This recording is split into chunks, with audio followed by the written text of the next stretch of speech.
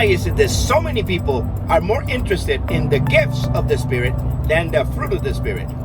In fact, doesn't the Bible tell us you will know them by the fruit? These and much more today here on ImPerfect.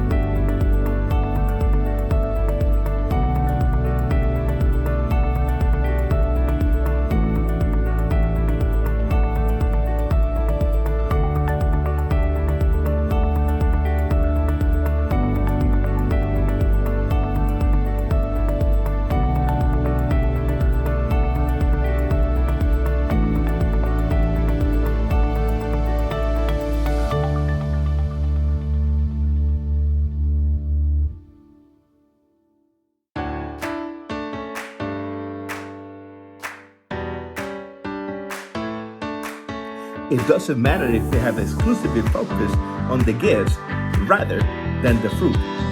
We serve a God that is all forgiving. Until next time, God bless you.